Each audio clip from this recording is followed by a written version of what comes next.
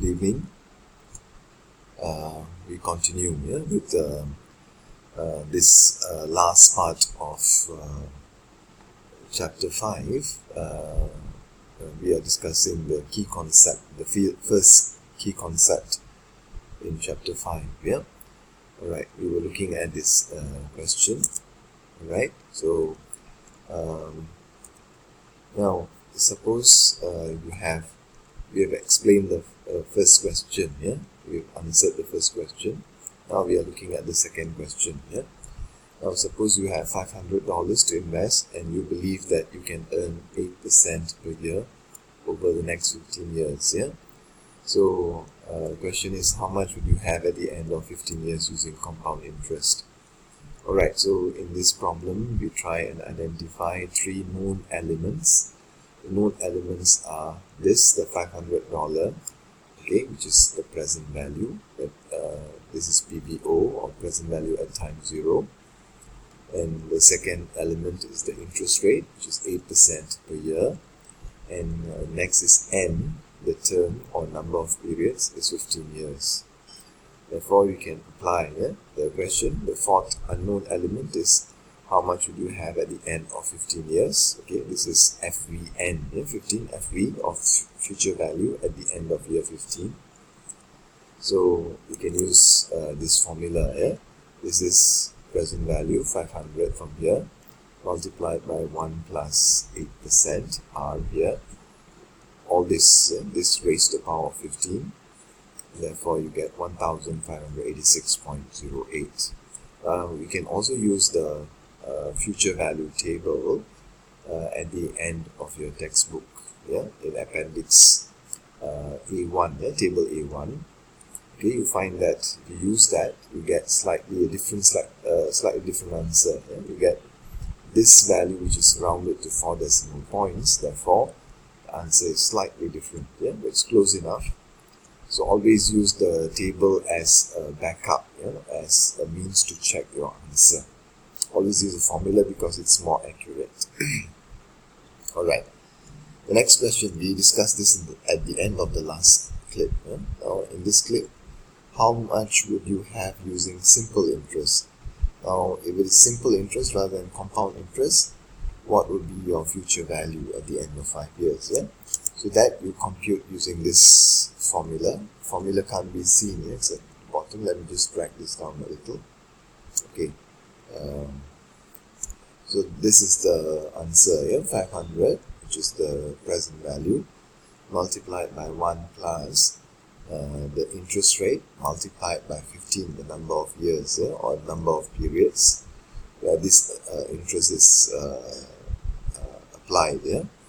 So you multiply this first, then you add with 1, then you multiply with 500, the principal. Therefore you get $1,100 dollars, and you can see the difference between the two, quite substantial, due to the number of years, 15 years. You can see a huge difference, and also the difference can be seen if the interest rate is higher. Alright, so this is how you solve that. So we finished the first key concept, the first key part of this chapter. Now we move on to the next part. Okay, we move on to the next part. Okay, now we move on to the second key concept in this chapter, which is present value. So in present value, the question that we try to answer is, how much would I have to invest now, or today, to have some amount in the future? It's not only today, but sometime earlier. What is the value of the cash flow at an earlier time? If the cash flow that we want in the future is a certain amount. Okay, so we go back to the original formula. This is the basic formula for simple time value of money problem. This is the future value formula, but now we want to express this same equation in terms of present value. So how would we do that? We rearrange and solve for present value. Therefore, we get present value equals to future value divided by this factor. Because here you multiply, therefore here you divide. So this future value divided by 1 plus r raised to the power of t. Now there are two ways of presenting this. Yeah, this is how it is presented here. Okay, which is future value divided by 1 plus r raised to the power of t, or here raised to the power of n. Yeah, the same thing here. So we can write this in this manner, or we can say future value at end of period m multiplied by 1 plus r raised to the power of negative n. Yeah? So here, if it is negative, then here it should be multiplied. Yeah? But if it is divided here, then it should be positive n. Yeah? So this is exactly the same. Yeah? These two are exactly the same. It looks different, but it's the same formula. Right. Or we can use this formula as well. This formula is using the present value interest factor table. Okay, which is table A2 here in your appendix. Okay, present value interest factor, R percent n periods. Yeah, all right. Now this is the general formula. Yeah, this can be applied for both. Yeah, present value or future value. Yeah, without saying n or 0. Yeah, so we can have T2, the value of a cash flow at time T2, is equals to value of that cash flow at time t1 multiplied by 1 plus r raised to the power of t2 minus t1. Yeah? So this is the general formula. Okay, this can be applied for both future value and present value. Yeah? And we will see this application a bit later. Alright. Now when we talk about discounting, so here we call this discounting. In future value, we multiply the future value. Okay, is multiplied by this interest rate factor, or future value interest rate factor, and therefore we call this compounding for future value. But in present value, we divide. Therefore, we call this discounting. When we talk about discounting, we mean finding the present value of some future amount. So the term that we use here is discounting. So discounting is actually removing, or the right term would be removing the interest that we earn from the principal. That is why we call this discounting. Right? So when we talk about value of something, we are talking about the present value, and more specifically, the present value at the current time, at time 0. Unless we specifically indicate that we want the future value. Okay, when we say we want to determine value without saying present, okay, we just use the term value, it means present value. Unless, okay, we say value, if we want the future value, then we must say future value or value at a particular time, which is the future. Alright, when we say value, then we usually mean present value, that is by default. Okay. Now we come to a first example in present value. Suppose you need 10,000 in 1 year. 1 year from now you need 10,000 for down payment on a new car. Okay, if you can earn 7% annually, how much do you need to invest today? That's the question. Now this is again a simple time value of money problem. So you need to identify the 3 known elements and the 4th unknown element here. Now, what are the 3 known elements? Note this, 10,000 is given, right? Now, this is 10,000 in 1 year. That means it's a future cash flow, and therefore this is future value, 10,000 in 1 year. This is what you need, okay?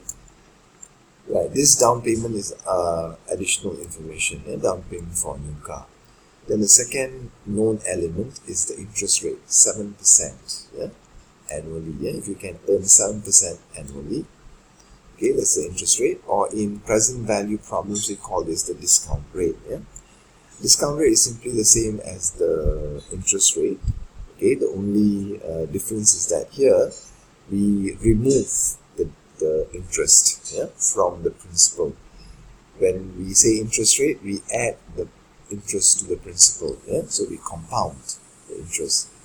But here we discount, or we remove the interest from the principal. Principal value at which comes later, later part of the value. So how much do you need to invest today? So this is known. the interest rate is known. Then the third element that is known is the term. Yeah? Note that the term is here, 1 year. Okay, 1 year is the term, right? So n is 1. So we have these three values. This is future value, FV. This n is 1. And R here is 7% interest rate. So what is the question? The unknown element is how much do you need to invest today? This is present value, yeah? So PV is not known. So we need to identify, yeah, or solve for present value. So this is the formula. Using the formula, okay, PVO is equals to the future value divided by 1 plus R raised to the power of n. Therefore, it is 10,000 future value at year 1 divided by 1 plus R percent, okay, raised to the power of 1. Yeah? Or you can write it this way, 1000 multiplied by 1 plus 7%, or this raised to the power of negative 1. Yeah? So the answer is exactly the same. Okay, right. This is $9,345.79. Yeah? It means that if you need 10,000 at the end of 1 year, okay, you need to deposit. Yeah? Now you must have this much that you can invest now at 7% per year. Yeah? Therefore, at the end of 1 year, you will get 10,000. Yeah? Now, with dealing with problems with present value and interest rate and number of periods, yeah, it is always a good practice to check your answer. How do you check your answer? You apply this value again in the basic future value formula. This being the present value, this being R, and this being N. Okay, compute using the future value formula. Yeah? This multiplied by 1 plus 7% raised to the power of 1. You must get this future value answer, yeah? Which is 10,000. If you get that, then this answer is correct. Is that okay? So you need to check the answer, yeah? Particularly for problems dealing with present value, the interest rate, and the number of periods. Okay. Right. You can also solve this problem using the present value interest factor table. Yeah? You can use this 1000 multiplied by present value interest factor 7%. Okay, 1 year. Yeah? You can look up the table, look for the column, yeah? 7% interest or discount rate 7%, and then look for the first row, yeah? Row number 1. Yeah. Okay, so you will get this value 0.9346. When you multiply, you get 9,346. Note that it is close, but it's not the accurate answer. Yeah? Now this is approximate, yeah? Because this is rounded. Yeah? This figure is rounded to 4 decimal points. Therefore, you get an approximate answer. Right. You can also use calculator. Yeah? We'll look at the use of calculator later, yeah? In another example. Alright, now let's look at another example. Example number 2. You want to begin saving for your daughter's college education, and you estimate that she will need 150,000 in 17 years. If you feel confident that you can earn 8% per year, okay, how much do you need to invest today? Alright, so here is another simple time value of money problem. Identify first the 3 known elements. Yeah? The first one is $150,000. Okay, so this is 1. But this is what? Present value or future value? This is future value, yeah? Because this is what you need in 17 years. This is the cash flow in the future. It is not now. Yeah? It is 17 years from now. Okay. Therefore, this is future value, right? Then, if you the second element, this is the first known element. Second element is 17 years. The term is 17 years. Now, the third is the interest rate. Yeah, it is 8% per year. Right. So we know these 3. The fourth unknown element is the future value. Sorry, the present value. Yeah, is not known. Alright, so therefore we can compute the present value using the formula 150,000 divided by 1 plus 8% raised to the power of 17.